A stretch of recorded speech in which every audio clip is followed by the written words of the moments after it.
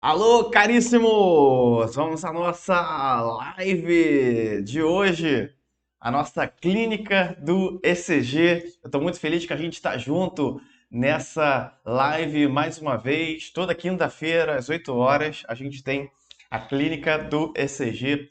Eu estou muito feliz que a gente está junto. A galera está entrando aí. Enquanto a galera vai entrando, eu vou dando uns recadinhos e vai dando um alô aí, vai se apresentando para a gente conhecer da onde que você é e da onde que você está falando, tá? Sei que tem gente do Brasil inteiro que está acompanhando a gente. Então, hoje na clínica do ECG, a gente vai falar sobre um caso clínico que foi bem legal. Foi um caso que eu atendi no ambulatório e acabou que eu precisei internar esse paciente por conta das situações que a gente vai discutir hoje, tá? Mas, de qualquer forma, deixa eu te explicar o que que é isso aqui, a clínica do ECG, que tem gente nova chegando. A clínica do ECG é uma live que eu faço toda quinta-feira, às 8 horas da noite, aonde a gente discute um caso clínico real onde eu abordei, a gente fez algumas coisas e é bem legal para a gente poder discutir. E a gente discute a conduta eletrocardiográfica, a conduta cardiológica, de forma que a gente semanalmente tenha um caso para a gente poder discutir. Essa live ela fica aqui no canal do YouTube por uma semana. Aliás, se você não está inscrito ainda no canal, aproveita, se inscreve aí, dá o joinha e faz os comentários também, que isso ajuda a entrega do YouTube aqui. Toda quinta-feira à noite a gente coloca essa live no ar ao vivo. Aqui a gente está junto, tá? Então, é, essa live fica no ar por uma semana e aí depois de uma semana essa live ela entra numa plataforma chamada ECG Academy. É tipo um Netflix da cardiologia e lá eu coloco todas as lives da clínica do ECG. As últimas 13 semanas, né, a gente teve live de clínica do ECG, todas as maratonas, as aulas, e-books, materiais, simpósios, todo esse material de eletrocardiografia e lives também, tudo fica lá no ECG Academy. Aí você deve estar pensando, pô, doutor, quanto custa isso? Custa R$ 1.000? Custa R$ 500? Não, caríssimo. Isso custa apenas R$ 1 por dia. E o link está aqui nos comentários. Então você vai lá e se inscreve. Se você não estiver achando o link, é pulsoforte.com barra ECG. Acho que esse é o link mesmo. Acho que é isso. Deixa eu checar aqui se realmente é esse é o link. Deixa eu colocar aqui para eu ver e checar certinho, mas eu acho que é isso mesmo. É Pulso Forte. Vou botar aqui. Pulso Forte. Opa. Com barra ECG. Acho que é isso. Não sei se eu estou falando certo ou não. Ah, isso mesmo. Pulsoforte.com barra ECG. É isso. Aí você vai poder fazer a sua inscrição no ECG Academy. Pulsoforte.com barra ECG, de eletrocardiograma. Tá bom? Muito bem. Sem mais delongas, vamos ao nosso caso clínico. Você está me vendo bem, me ouvindo bem? Tá tudo certo aí? Acho que tá tudo direitinho. Tá dando para ver e ouvir, não tá não? Vai comentando aí. Boa noite, boa noite. Beleza. Vamos lá, caríssimos. Deixa eu ver se está abrindo aqui o. E abriu o caso clínico. Beleza. Certinho. É isso mesmo. É isso que eu preciso. Então vamos lá. É, Esse é o nosso caso clínico dessa semana. Vamos lá. Paciente masculino em consulta ambulatorial de primeira vez refere que ao se deitar sente como se tomasse um choque, onde tudo apaga e logo volta. Nossa, que esquisita essa queixa, hein? Ele se deita e aí é como se ele tomasse um choque. Aí tudo apaga e logo volta. Bom, isso quando eu ouvi isso daqui, eu logo pensei, pô, será que o paciente está fazendo uma síncope? O paciente está fazendo uma síncope? Porque chamou minha atenção isso. Pô, tudo apaga, como se ele tomasse um choque. Esquisito. Aí, fiquei até na dúvida, né? Será que esse paciente já tem um CDI, um cardiodesfibrilador implantável, né? Que toma choque, fica tomando choque? Não, mas a descrição dele é que ele deitava e parecia que ele apagava as coisas, dava tipo como se fosse um choquinho, assim. Que aí ele acordava, mas durava pouco tempo, é o que ele falava, né? Ele refere que esses sintomas têm se intensificado há 3 meses. Então, até 3 meses atrás ele não tinha esses sintomas, né? Então, muito provavelmente, esses sintomas têm relação com baixo débito. Baixo débito. Ora, situações de baixo débito a gente tem que investigar. Por quê? Porque em algumas situações, e não poucas situações, tem que fazer para aumentar o débito cardíaco é aumentar a frequência cardíaca do paciente. A única forma de você aumentar o débito cardíaco em algumas situações é aumentando a frequência cardíaca. Eu não sei se você lembra é, daquela fórmula, né, que o débito cardíaco é o produto entre a frequência cardíaca e o volume sistólico. Lembra dessa fórmula? Que o débito cardíaco é o produto da frequência cardíaca pelo volume sistólico. Ou seja, se você quer aumentar o débito cardíaco, o que que você faz? Ou você aumenta a frequência cardíaca, ou você aumenta o volume sistólico.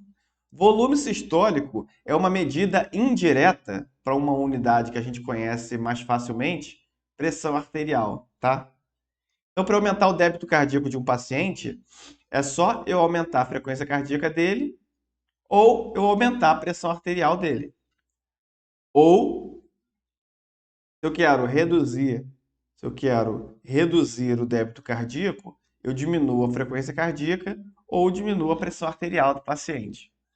O fato é que, muito provavelmente, esse paciente ele está tendo sintomas de baixo débito, ou seja, o débito cardíaco desse paciente ele está baixo, o débito cardíaco está baixo. Ora, se o débito cardíaco está baixo, um desses dois aqui está baixo, ou é a pressão ou é a frequência cardíaca. Você concorda comigo? A única forma de uma multiplicação dar um valor baixinho é se o número que está multiplicando é baixo num dos dois, não é assim? Então, se ele está tendo sinais de baixo débito cardíaco, ou seja, você está pequenininho o débito. E o que é débito cardíaco? É o quanto consegue o coração ejetar de sangue. Ora, se está ejetando pouco sangue, é porque ou a frequência cardíaca do paciente está muito baixinha, ou porque a pressão arterial do paciente está muito baixinha. Então, digamos que seu paciente hipertenso, que já está tomando um montão de antihipertensivo, e aí tu baixou tanta pressão dele, mas tanta pressão dele, que ele está fazendo sinal de baixo débito. Ele está lá com uma pressão de 6/3, 7/4. A frequência cardíaca está até normal, mas a pressão dele está tão baixa, porque você está dando tanto antihipertensivo para ele, que o débito cardíaco está baixo. Ora, como é que você trata esse débito cardíaco baixo? Ora, diminui os antihipertensivos. A pressão vai voltar ao normal, vai resolver. Mas digamos que a pressão do paciente está normal, mas a frequência cardíaca está muito baixinha. A única forma sustentada.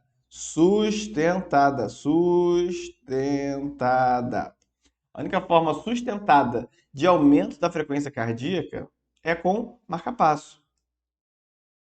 Por quê? Tu pode fazer atropina e aumentar a frequência cardíaca? Pode. É sustentado? Não, habitualmente não. Tu pode fazer dobutamina, adrenalina, qualquer medicação que aumenta a passagem de estímulo pelo nó AV e pelo nó sinusal, você vai aumentar transitoriamente a frequência cardíaca. Você pode até transitoriamente aumentar o débito cardíaco, mas isso não é sustentado habitualmente. A única forma sustentada de você aumentar a frequência cardíaca, quando a frequência cardíaca é muito baixinha, é por meio do marca-passo, entende? É por causa disso que pacientes que têm frequência cardíaca muito baixinha, bloqueios atrioventriculares, VAVT, resposta muito baixa, o que que tu faz? tu implanta o marca-passo no paciente, porque é a única forma de você aumentar o débito cardíaco desse paciente. É que eu falei, por isso que eu falei que será que ele está tendo sintomas de baixo débito, porque ele está tendo alguma alteração de frequência cardíaca mais baixa? Vamos ver o eletro desse paciente para ver se é isso. Mas pela clínica aqui, a princípio parece isso. Mas falou que esses sintomas têm se intensificado há 3 meses. Ora, o que será que em 3 meses aconteceu com esse paciente para que ele tenha sentido mais sintomas de baixo débito? Certamente alguma coisa aconteceu e gerou esses sintomas estarem se intensificando, né? Ou seja, isso vai ter que ser investigado também. Olha lá, ó. Informa episódio sincopal não investigado há 2 meses. Interessante. Então, é um paciente que está tendo sintomas de baixo débito e já fez uma síncope há 2 meses, inclusive nem foi investigado. É aquela história, né? Às vezes o paciente tem uma consulta já com o cardiologista marcado, e foi exatamente isso. Como ele já tinha uma consulta marcada comigo, e foi consulta de primeira vez, é aquela história, ele ia no pronto atendimento, ah, não, mas daqui a tanto tempo eu vou ter uma consulta com o cardiologista. Aí o cara do PA, não, não, não, faz o seguinte, então você fala tudo com ele lá. Você conversa com ele lá e investiga com ele lá. Não é assim? Do tipo, é muito comum isso acontecer, né? Do tipo, não, eu não sei o que fazer, fala lá com o especialista, deixa que o especialista resolve. Só que, provavelmente, esse paciente com um episódio sincopal, se ele foi para um pronto atendimento, eu internaria esse paciente para investigar. Eu não deixaria esse paciente ao léu, não. Até porque, eu não anotei a idade aqui, não, mas é um paciente de 65 anos. Paciente de 65 anos com episódio sincopal, isso pode ser inclusive doença coronariana. Você é obrigado a investigar a doença coronariana nesse paciente. Por quê? Porque ele pode estar fazendo baixo débito por conta de lesão coronariana. Ele tem que investigar, não tem jeito, tá? Olha lá, ó. Refere o uso de medicações antihipertensivas de forma regular. Ele toma um losartan e um hidrocloro por dia. Bom, no princípio, nada demais, tá tudo certo. Chegou lá na consulta, a pressão estava direitinho, não anotei aqui, mas está tudo direitinho. Aí ele já tinha feito um eco antes da consulta. Aí olha que interessante. Realizou um eco que não evidenciou disfunção de VE. Então, a princípio, a função ventricular é boa, mas, aqui ó, porém, aumento biatrial. Ele tem um aumento do átrio esquerdo e do átrio direito. Ó, com o átrio esquerdo muito aumentado. Olha lá, ó. Então tem um aumento biatrial, mas chamou atenção o aumento do átrio esquerdo. Ora, será que esse paciente já tem arritmias supraventriculares que geram síncope e que geram aumento biatrial?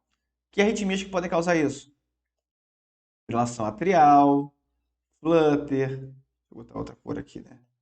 Fibrilação atrial, flutter, TAC supra, taquicardia atrial multifocal. É...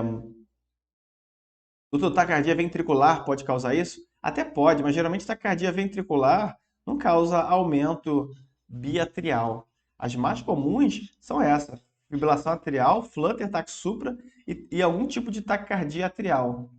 Essas taquicardias, que são tipos de taquicardias atriais, supraventriculares, na verdade, né?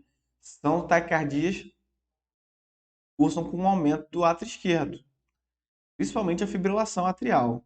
Paciente de 65 anos, será que está fazendo baixo débito por conta de uma fibrilação atrial ou de alguma outra alteração? Enfim, ele fez um eletro e realizou o eletro e foi encaminhado ao consultório.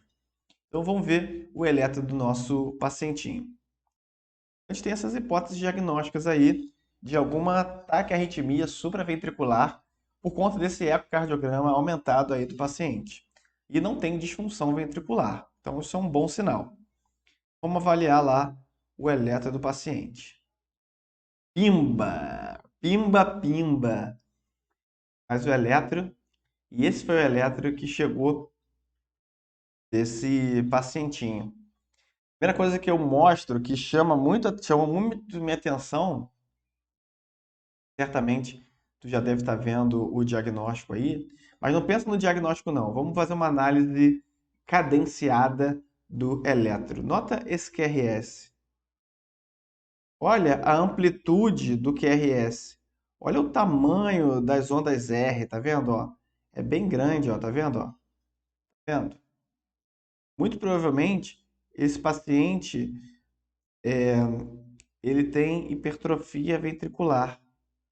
Eu não anotei o eco dele aqui, mas no eco dele já mostrava hipertrofia ventricular. E a gente vê isso no eletro. Paciente hipertenso de longa data, muito hipertenso, né? Hipertenso de longa data, é um paciente que já tem lesão de órgão-alvo, por conta da hipertensão. Então ele já tem até uma hipertrofia ventricular, provavelmente pelo eletro. Lembrando que o eletro ele é muito ruim, ele é muito tardio para analisar muito tardio para analisar hipertrofia ventricular, né? Ruim para você analisar a hipertrofia ventricular pelo eletro. O ecocardiograma é muito mais precoce para você analisar a hipertrofia ventricular. Mas claramente chamou minha atenção e que me mostrou são essas ondas serrilhadas aqui, ó, na linha de base de todo o eletro, tá vendo? Ó, aqui, ó. 1, 2, 3, 4.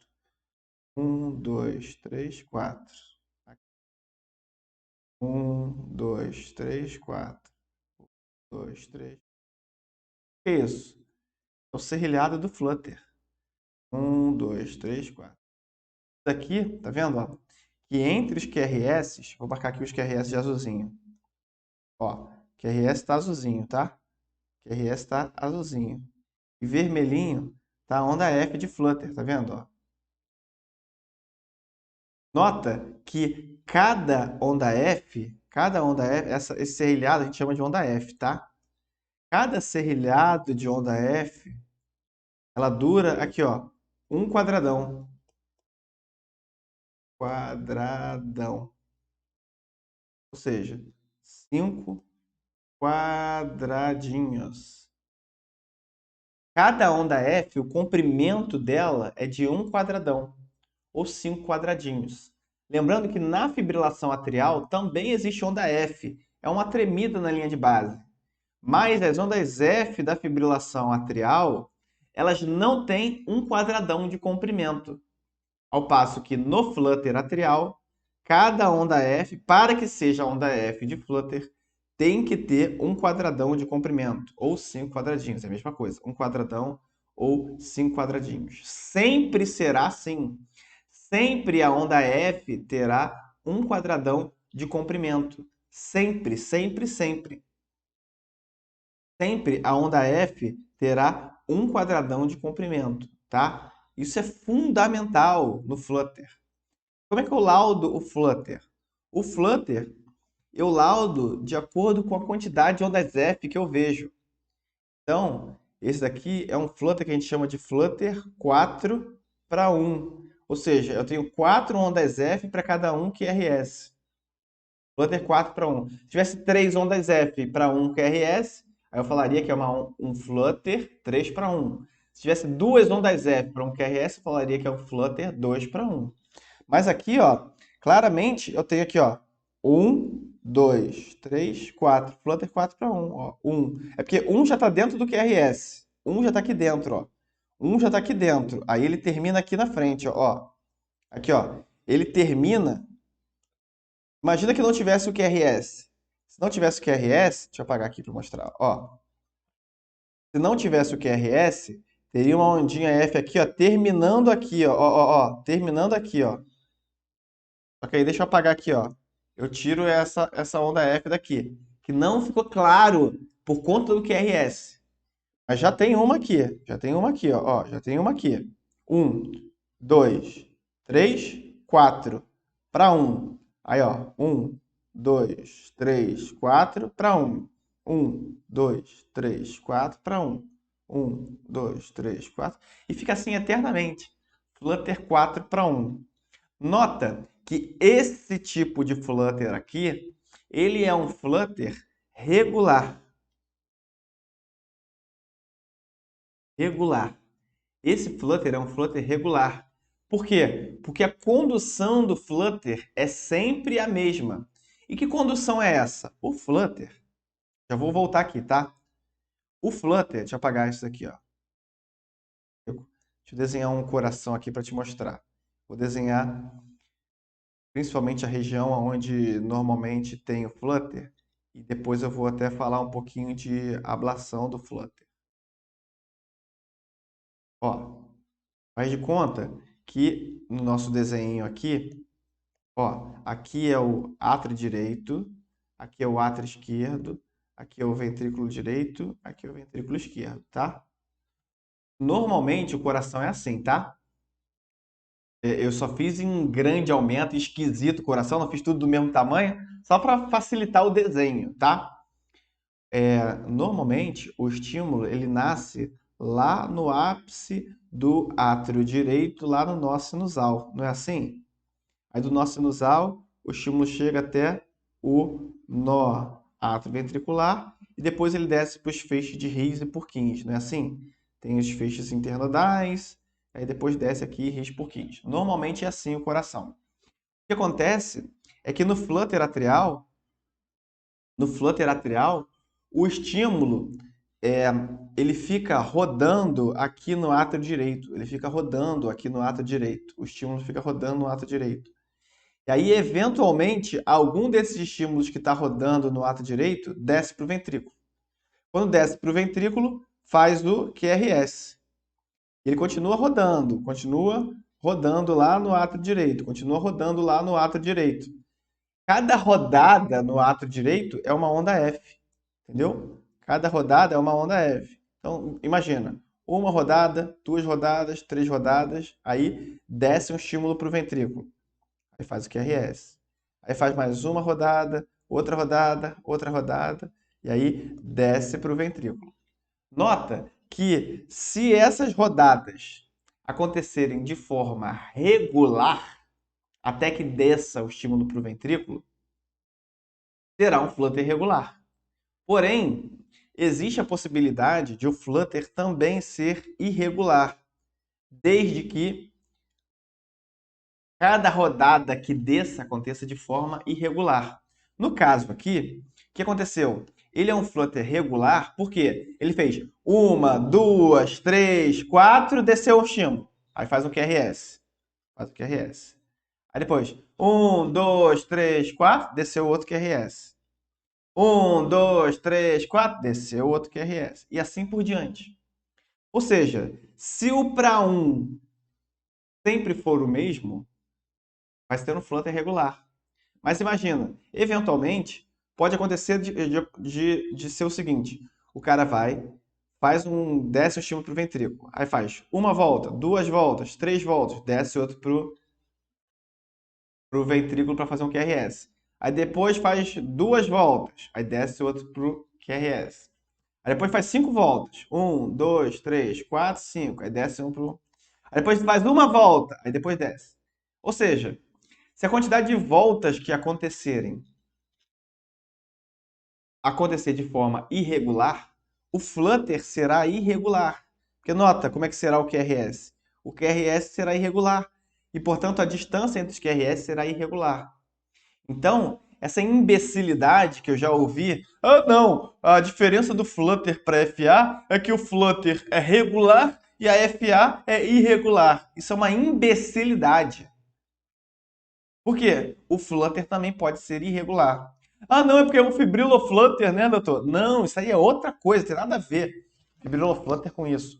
Aqui, quando ele acontece de forma irregular, é o que a gente chama de flutter com condução variável. É o que faz mais sentido. Ora, conduz 2 para 1, depois 3 para 1, depois 5 para 1, depois 4 para 1, depois 2 para 1, depois 1 para 1, depois 7 para 1. Fica irregular.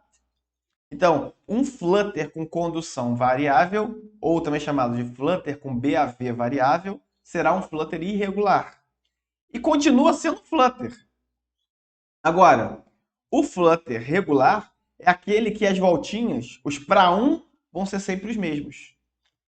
Tá? Nesse nosso exemplo aqui, a gente está. Opa, deixa eu apagar aqui.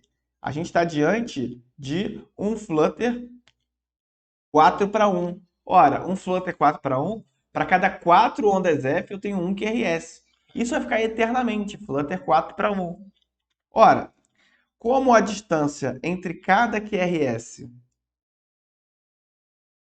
como a distância entre cada QRS é um quadradão, se é um flutter 4:1, entre um QRS e o outro vão ter 4 quadradões. Faz ou não faz sentido? Ó, 1, 2, 3, 4.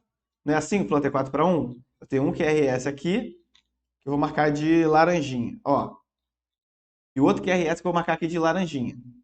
Entre os dois QRS vão ter 4 ondas F. 1, 2, 3, 4. Só que cada onda F não tem um quadradão de comprimento? Cada onda F não tem um quadradão? Então, ó, 1, 2, 3, 4. Então, a minha frequência vai ser 300 dividido por 4. Quanto que vai dar a minha frequência? 300 dividido por 4.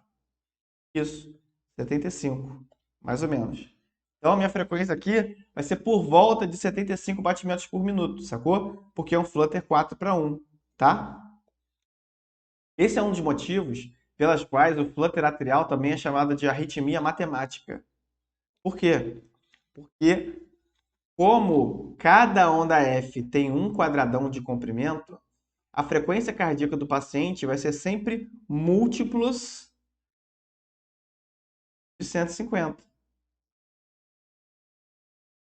Por quê? Quanto que é um flutter 2:1? Vai ser 300 dividido por 2. Vai dar 150. Quanto que é um flutter 3:1 a frequência? 300 dividido por 3, que dá 100. Quanto que é um flutter 4:1? 300 dividido por 4. Vai ser sempre múltiplos de 150, né? Na verdade, 300 é múltiplo de 150, né? Sacou? É por isso que o flutter atrial é também chamado de arritmia matemática. Nossa, meu Deus, está coçando. O flutter atrial é chamado de arritmia matemática.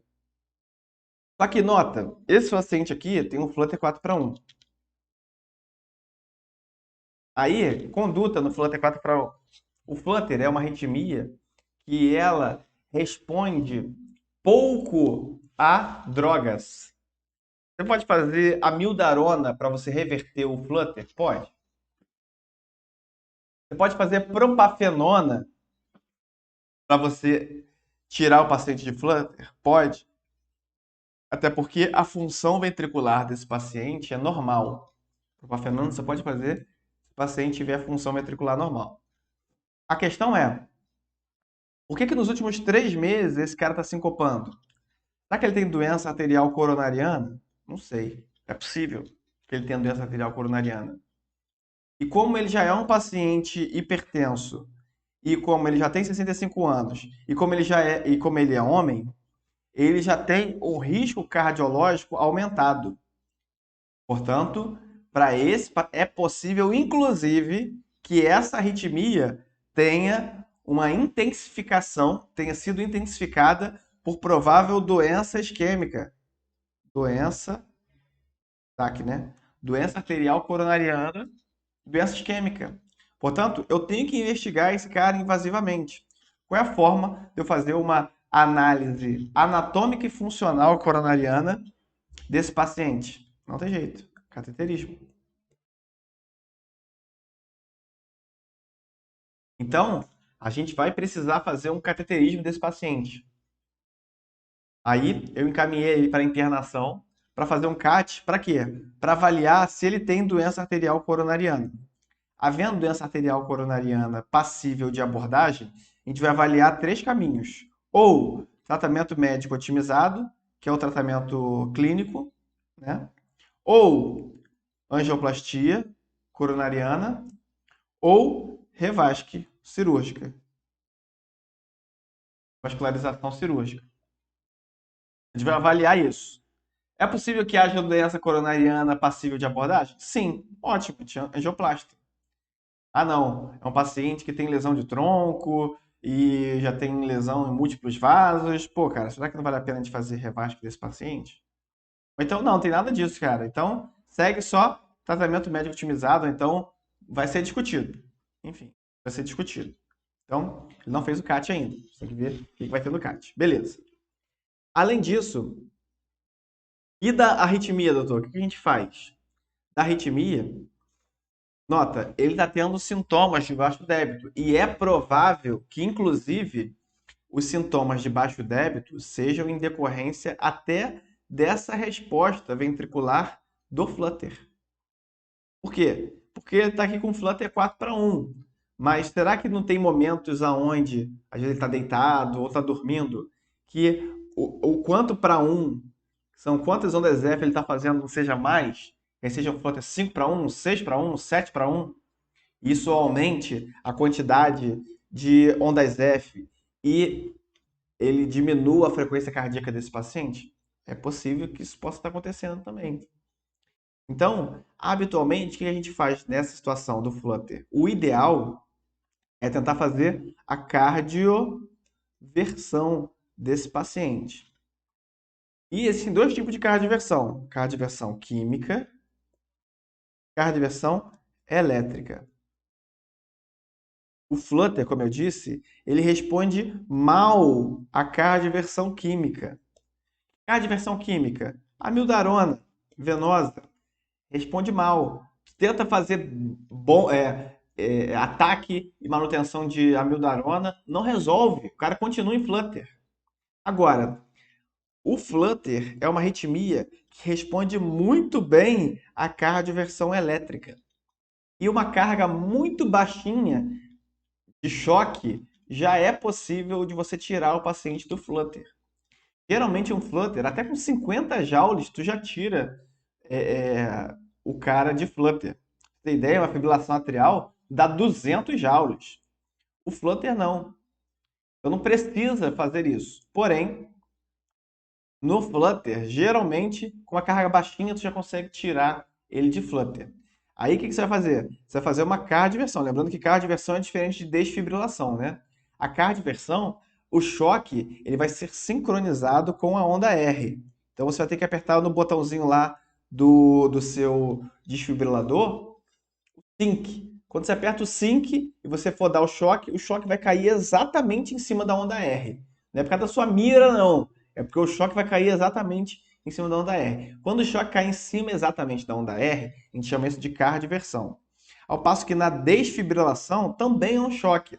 Só que o choque cai em qualquer local do traçado. Essa é a diferença da desfibrilação para a cardioversão. Geralmente a desfibrilação a gente faz em situações de parada cardíaca em paciente com taquicardia ventricular ou fibrilação ventricular, tá? Aí isso se chama de desfibrilação. Nas outras situações de choque, chama de cardioversão e você tem que sincronizar. Todo desfibrilador é um cardioversor, desde que você aperte o sync, tá? Nós vamos fazer a cardioversão elétrica do paciente. Tu vai dar um choquinho lá no paciente, por volta de 200 joules, 100 joules. Você começa com 100 joules, e vai aumentando a carga. Não vai precisar aumentar a carga. 100 joules já serão suficientes para você tirar esse paciente de flutter. Beleza, tirou o paciente de flutter. Muito bem. Só que você pode simplesmente chegar lá e já ir cardiovertendo o paciente? Não, não pode.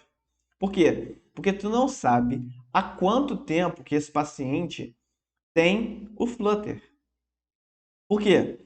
É possível e existe a possibilidade do paciente em flutter, ele estar em flutter, e porque ele está muito tempo em flutter, ter formado um trombo lá no átrio esquerdo ou no apêndice atrial esquerdo. Aí vai dar ruim. Se tu chocar ele, esse trombo ele pode se deslocar e fazer um AVC isquêmico no paciente. Então o que tu faz?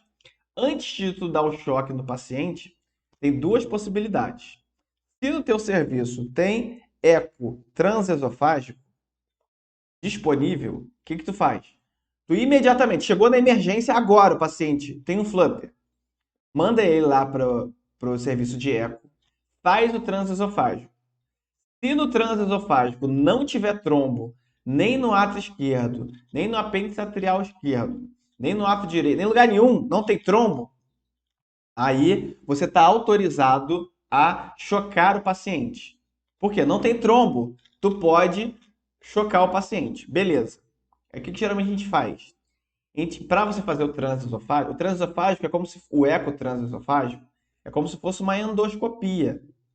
Só que ele fica parado no esôfago, porque o esôfago ele fica colado no átrio esquerdo, justamente aonde você procura trombo, que é o local onde mais tem formação de trombo. E por que tem que ser um eco transesofágico? Porque a sensibilidade de achar algum trombo, a sensibilidade de você achar algum trombo no eco transesofágico é maior do que no eco transtorácico, aquele eco normal. Às vezes você faz o eco transtorácico, você não achou trombo. Tem duas possibilidades. Ou é porque não tem trombo, ou porque você não achou o trombo. Tem um trombo lá, mas você não conseguiu ver. No transtorácico. No transesofágico, como ele tá bem coladinho com o átrio esquerdo, tu olhou lá, cara, não tem, é porque não tem. Sacou? Então, beleza. Então, tu faz o seu eco transesofágico. Não tem trombo? Não. Choque nas peitas, tá? Aí, geralmente, para fazer o eco transesofágico, você faz uma sedaçãozinha do paciente. Pô, tu vai botar aquele tarugo na garganta do paciente, não é? Então, pra você fazer isso, você seda o paciente, faz lá um propofolzinho, midazolam e tal, enfim, você vai fazer uma sedação do paciente para fazer o transesofágico. Aí o que geralmente a gente faz? A gente aproveita essa sedação do transesofágico para quê? Para já chocar o paciente com essa sedação residual. Imagina, tu fez lá o Propofol, o Fentanil, fez as medicações para fazer o transesofágico. Tá lá com a sonda lá dentro, aí o cara falou, ó, tem tromba aqui não. Tirou a sonda, o paciente tá lá meio ainda. Tu pega o carrinho, choque, pô, choque nas peitas. Quando o paciente acordar, já resolveu o problema, sacou? Tu já aproveita a sedação do transesofágico para fazer a cardioversão. Beleza. Até porque o transesofágico, às vezes, até é feito na própria UTI ou na unidade lá de vigilância, no box da emergência, enfim, já pode fazer transesofágico. Muito bem. Doutor, no meu hospital não tem eco transesofágico. Eu trabalho na UBS, eu trabalho numa UPA, não tem isso. Aí o que que tu faz? O cara é em flutter e você não sabe há quanto tempo que ele está em flutter. O que que tu vai fazer? Tu vai fazer 3 semanas, 3 semanas, 3 semanas, aqui, 3 semanas de anticoagulação do paciente. 3 semanas. É a anticoagulação, não é a antiagregação, tá? Não é a éster que você tem que fazer, e nem clopidogrel. O que tu vai fazer é anticoagulação. Marevan, Pradaxa, Xarelto, Eliquis, tá? Você vai fazer 3 semanas de anticoagulação. Aí depois tu vai chamar o paciente, vai chocar, vai fazer a cardioversão elétrica. E depois mais 4 semanas de anticoagulação. Por quê? Porque depois que tu choca, o coração fica meio atordoado, aí aumenta a chance de fazer trombo. Então, 3 semanas de anticoagulação, choca, 4 semanas de anticoagulação, tá? Mas não é 3 semanas dando anticoagulante. É 3 semanas anticoagulado. Parece bobeira isso. Mas imagina, se tu for dar Marevan, quem aqui já deu Marevan para o paciente? Sabe que se você der Marevan, por exemplo, para o paciente, o fato de você dar Marevan não significa que o paciente está anticoagulado. Ele só está anticoagulado quando o INR está entre 2 e 3. Até o INR subir e chegar a 2, o paciente não está anticoagulado. Então, às vezes, para você ficar, por exemplo, 3 semanas anticoagulando o paciente, por exemplo, com Marevan, tu já deu, sei lá, 5, entendeu? Tu demorou mó tempão até você conseguir ficar 3 semanas com INR entre 2 e 3. Sacou? Às vezes, para ficar 3 semanas de anticoagulação, você tem que fazer 5 ou 8. Por quê? Porque demora até o paciente estar anticoagulado. Agora, doutor, e se eu usar os novos anticoagulantes? Nos novos anticoagulantes, em geral, a partir do segundo comprimido, o paciente já está anticoagulado. O problema dos novos anticoagulantes é que tem alguns pacientes que não podem fazer, tanto porque eles têm disfunção valvar, e aí está contraindicado de fazerem. estenose mitral grave, estenose aórtica grave, insuficiência aórtica, insuficiência mitral, doença valvar grave, ou porque o paciente tem alguma disfunção renal que não possa, ou então porque é caro, o paciente não consegue comprar. E aí a gente tem que fazer o Marevan. Mas o fato é que para que você faça a cardioversão, para que você faça a cardioversão elétrica, CVE, cardioversão elétrica, você faz 3 semanas de anticoagulação, aí você cardiaverte o paciente e depois 4 semanas de anticoagulação, tá? Doutor, mas e se tiver trombo? Se tiver trombo, o fato de você fazer 3 semanas de anticoagulação já deixa o trombo com uma capacidade de gerar trombo à distância menor. Isso já foi testado. E aí, você está autorizado a, mesmo havendo trombo, o fato de ter feito 3 semanas de anticoagulação antes, cardiovertido, e 4 semanas de anticoagulação, já te autoriza a você fazer o procedimento, tá? Muito bem. Doutor, eu sei que tem uma outra conduta que você pode fazer, principalmente no Flutter, que é uma conduta curativa para tirar o paciente de Flutter. Sim. Que conduta é essa? Vou tentar voltar aqui, eu não tenho. Vou ter que fazer outro desenho do coração aqui. É justamente a ablação do Flutter. O que é a ablação? A ablação é um procedimento de eletrofisiologia e ele funciona como? Desenho aqui o coração de novo, tá? Aqui é o ventrículo esquerdo, aqui é o nó sinusal, aqui é o nó AV. Aqui é a tricúspide. E a válvula tricúspide. Desenhar uma tricúspide bonitinha aqui. Verdinho aqui é a tricúspide. Aí eu desenho aqui de vermelho, de laranjinha aqui é a mitral. Beleza. O de verdinho aqui, que é do lado do átrio direito, né? Entre o átrio direito e o ventrículo direito tem a válvula tricúspide. Não é assim? É sim. Ótimo, muito bem.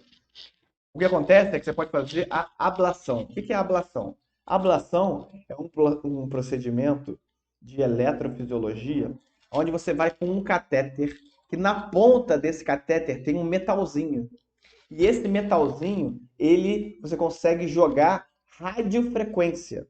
A radiofrequência vai queima alguns pedacinhos de músculo. Ora, se naquela região do músculo tem uma arritmia, você vai lá e você faz uma necrose local. Então imagina que você teria uma região lá que tem uma arritmia. E geralmente as arritmias são arritmias de reentrada.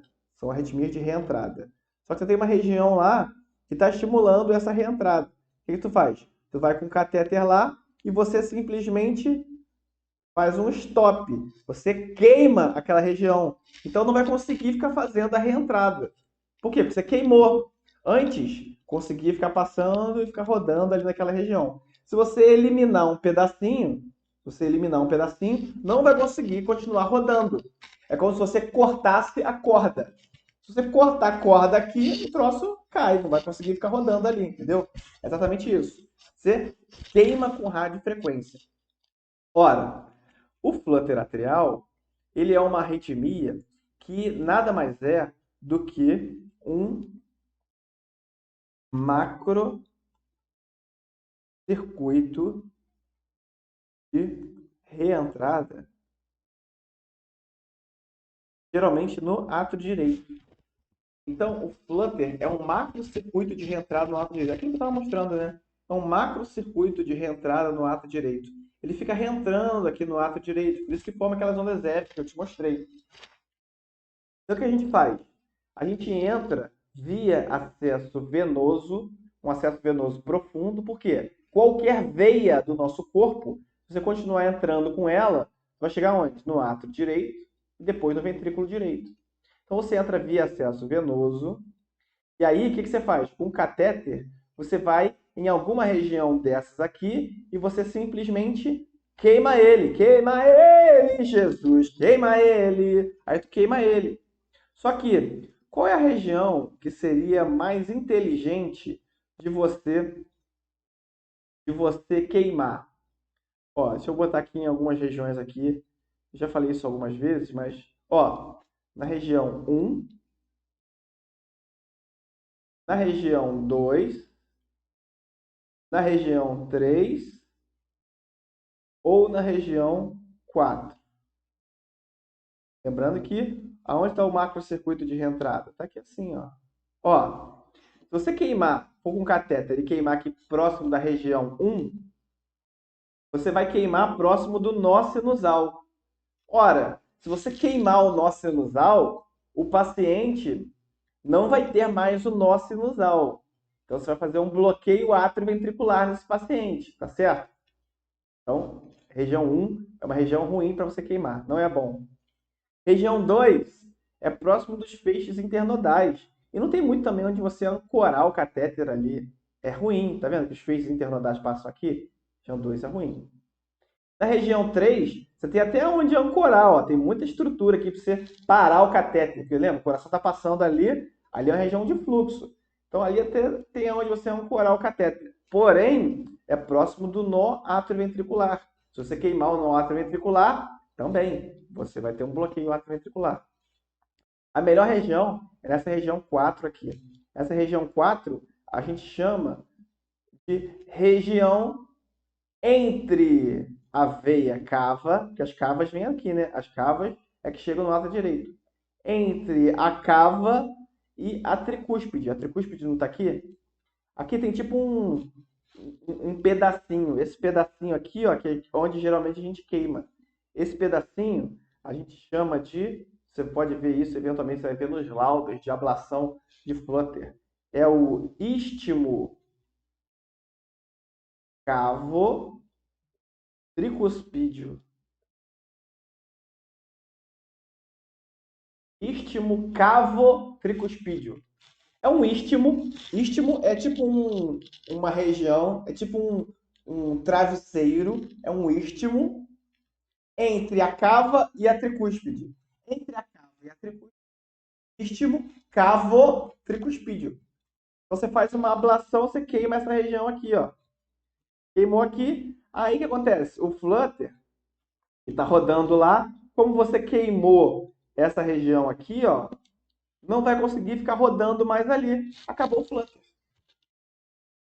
E quando você faz a ablação do istmo cavo tricuspídeo, o que imediatamente some no elétron? As ondas F. Sacou?